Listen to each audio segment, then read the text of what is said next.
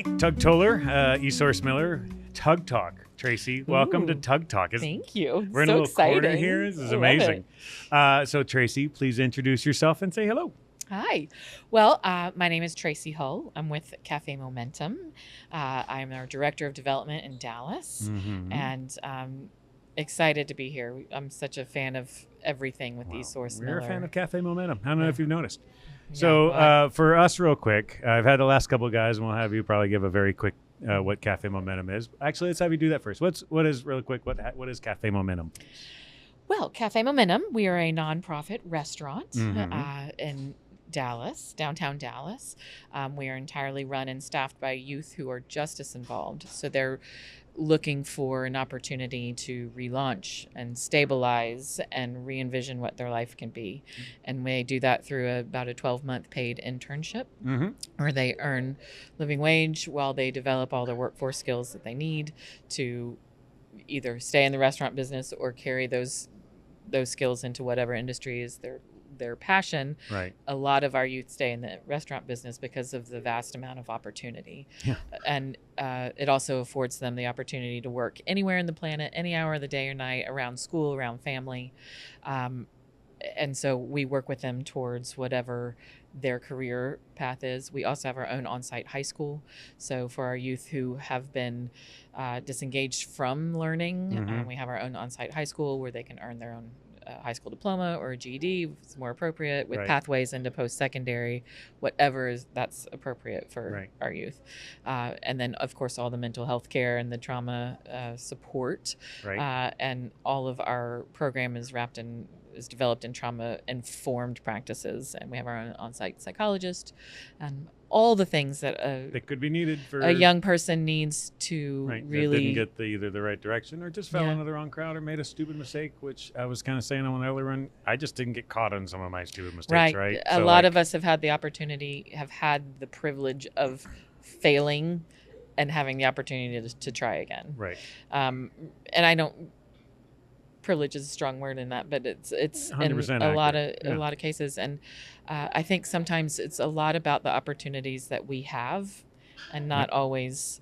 So it's sometimes about the choices we have, and not the choices that we make. Yes.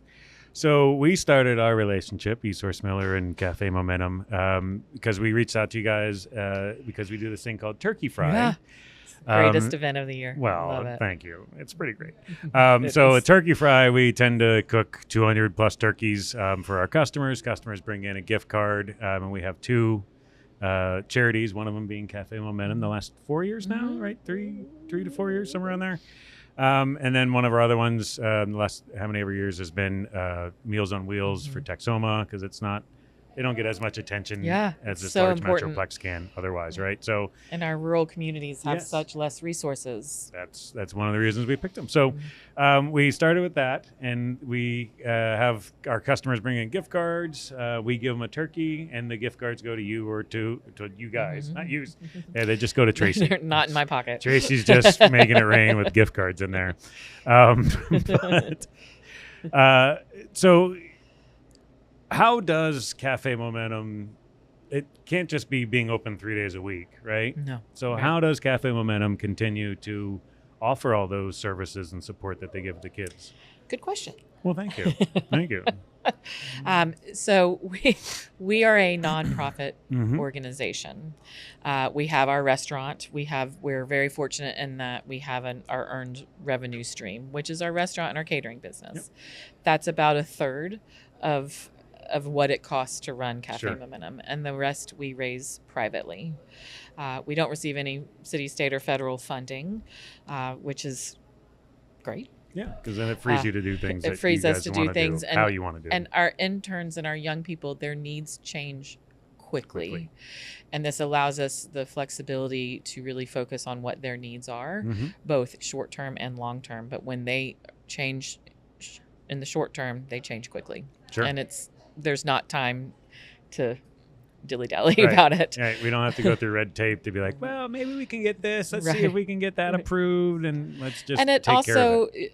also allows us the opportunity for those funds to support resources for our youth. And a lot of our youth will rely on those resources.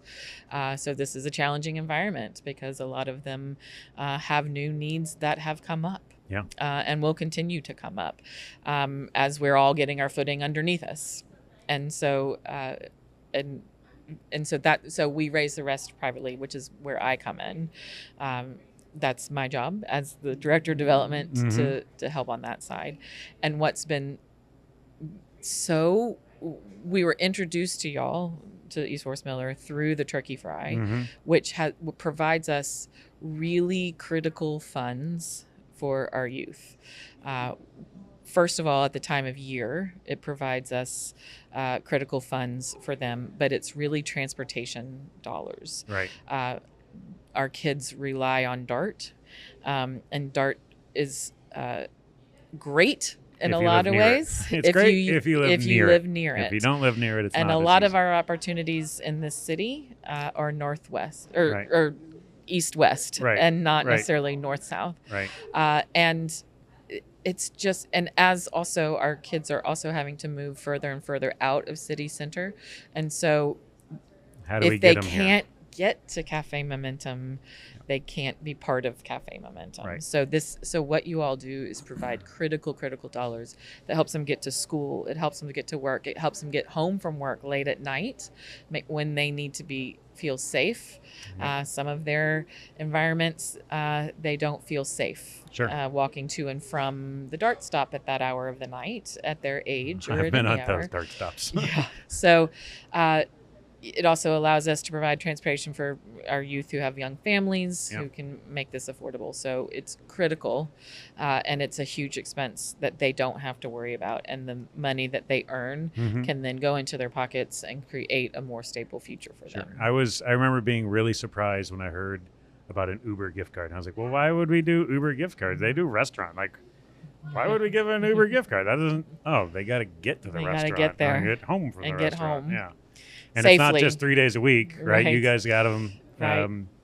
There are Monday through. So classes are Monday. School is Monday through Friday. Yeah. We do work hours, even though the restaurant's only open for service Thursday, Right. Friday, and Saturday. They're still training. They're working. They're prepping. They're learning the industry. Right. Tuesday through Saturday. Every role within every role. So they spend a year, or it's give or take. It depends on each young person's path is different because it's custom created for them. Right. But they will work all of the stations.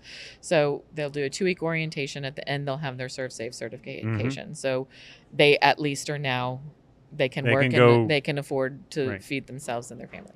And then they'll spend the year rotating through hosting, serving, busing, line prep, cook, baking, pastry, and front of house and back of the house, and all of the skills that you learn and acquire at each of those rotations is huge.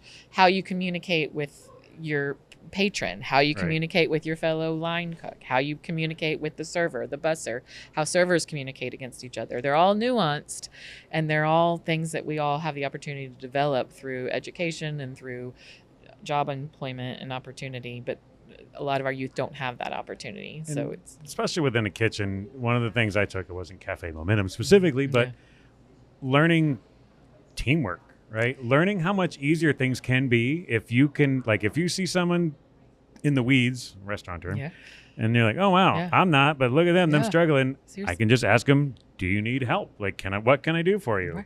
How can I help? That makes an enormous difference in the huge. Restaurant side. And that took, like, I didn't learn that in the restaurants until my third or fourth restaurant. Like, it took it takes time to develop. Like, you might see it and they all say like, oh, teamwork, but just like it was actually at the fine dining place, right? But one of the other waiters he saw me go by. I mean, I was never in the weeds. I'm too good for that. Always in control. But I was very close. But he was like, what do you need? I was like, really? I just need like 4 drinks over there and I need you to get that. And he's like, I'll do it. And just that, like, whew. Gives you a all moment. right, now I can go do that. And then being able to be like, all right, what do you need? I see that you're hustling and I have a little downtime. Like just that, it was an epiphany, sadly. Well, it's an epiphany, but it's also skills about how to work through emotion and how to process and how to verbalize that and how to ask for help. And how to be helpful. You're not weak when you ask for help. You're not weak. How to be dependable. Can't support each other if you're not there. How to be on time. How to be dependable. But importantly, how to depend on other people. Right. Because there's so many of our youth, they are only used to relying upon themselves. They are solo practitioners because they have had no support throughout their lives for any number of reasons. Sure. And so the only thing that they can depend on and the only constant in their life is themselves. So providing the opportunity to depend upon somebody else and be comfortable in that and to work through and verbalize your emotions through that, it's a huge maturation, but it's a huge opportunity that they haven't had before. Yep. And, restaurants provide that. They also provide an ex facto family. There's support and there's people are happy to see you and thankful that you're there and they're in your time of need or when you're in the weeds. Yep. And the downtimes and the light times too, because there's a lot of downtime in restaurants too. If you got time to lean, you got time to clean.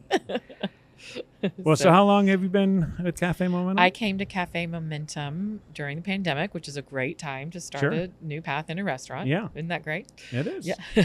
I came in a very linear path, a very well-beaten path from the world of opera to Café Momentum. Just like my theater degree right into chef. Yeah, it makes total sense. You see it bridge. It's amazing. I wish I could say I was a singer, but I wasn't. Well, it depends what you know about opera. What do you know about opera? Well, I have a theater degree. See, then my line won't work on you. If you don't know anything about opera, I can say, well, I'm a huge star. But I'm not. I can't carry a tune in a bucket. So how's your other languages? Because there's not many English operas out there. There's not, and I am not an artist in this. I'm the business side of it. So it's actually a very familiar model. Yeah. Business model to financially you're dependent on your patrons. Right. If you charged the ticket price for what it costs to put on a performance of any kind of performing arts or museum or ticket buying experience, nobody could afford to go. Right. If we charged what it costs to really make that smoked fried chicken, that is a very charming fried chicken and at those prices, and nobody could afford it. Right. So it's an interest. While it doesn't look like a logical partnership, it makes a lot of sense actually on the backside of things. I absolutely can see that. There's a lot of connection and for those who've never gone to theater opera, there's always going to be donor levels, right, where they have the seats and there's like this level and this level. That's, like you said, very important because otherwise you're not going to go to that thing. And the behind the scene, the heart of it. You attend the arts, you enjoy the arts, the arts fill that kind of, this is not really a technical term. Let's make it where words fail, the unwordable. Ooh, the connection, where it's a Smucker's product. It right? is unwordable. A Smucker's it's Uncrustable.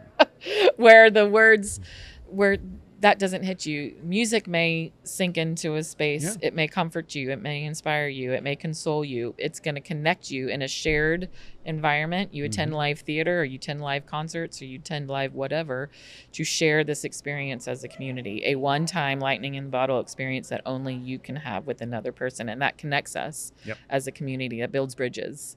It connects us in a way where we may not have other commonalities, but we had this experience and now we can have that conversation together. Right.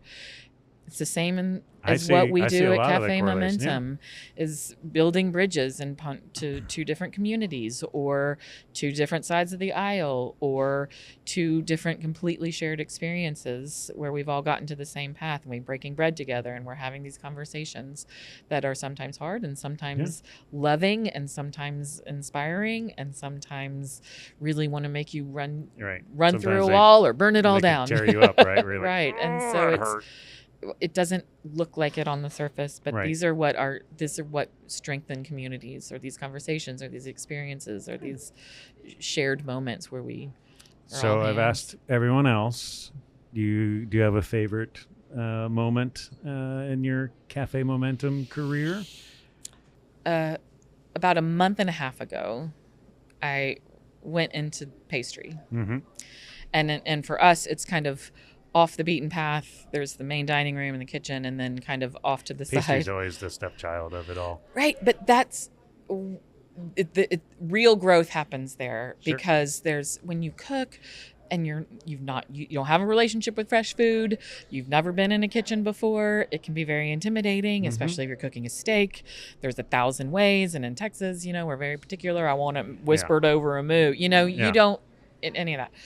It can be intimidating, and you're trying to figure it all out. There's a lot of comfort in the structure of baking and pastry and the science, and it's exactly this, and that's this not my measurement. world. It's not mine either. They tend to be a totally different group, like the chefs Absolutely. that are pastry versus the Absolutely. hot. Like, but it just for is. our youth, it's kind of this, like, there's a lot of kind of quiet growth in that, like, oh, I can do it. And I saw it where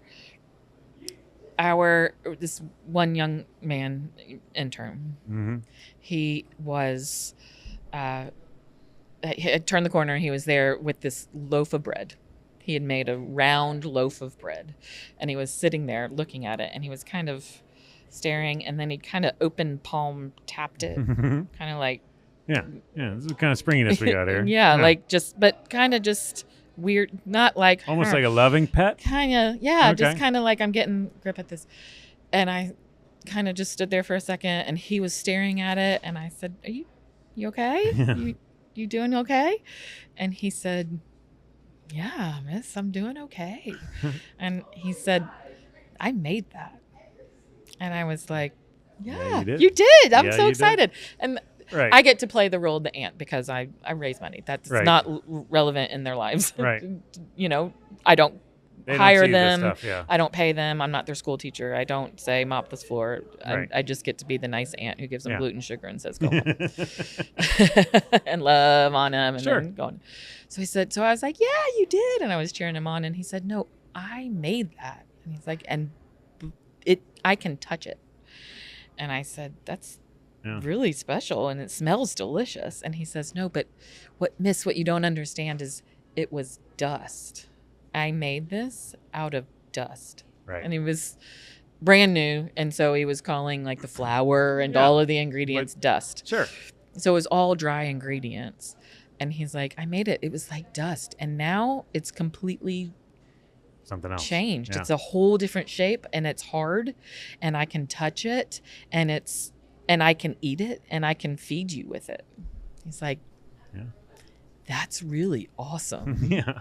And I was like, "And it's really allergy season in here. If you want to get a hug over here about this bread, like, I could do it. And I might even do it now. I was like, that's awesome. That's the transformative power of restaurants, is where you can see something, and it's the transformative power of our program, and what our partners bring to it is the opportunity to change, the opportunity to be something different, the opportunity to not be what you were, and learn from it and evolve. And through this is that opportunity to do that, and through community and partnerships and having choices and learning, it's everything. And I can give you 1,000 more things like this, where it realize how important people are to each other, and connection, and real life people. And there's going to be things that will speed up the process, and and we will all change, and we will all evolve, and we will all find different opportunities with what's coming down the path. But the human connection, and the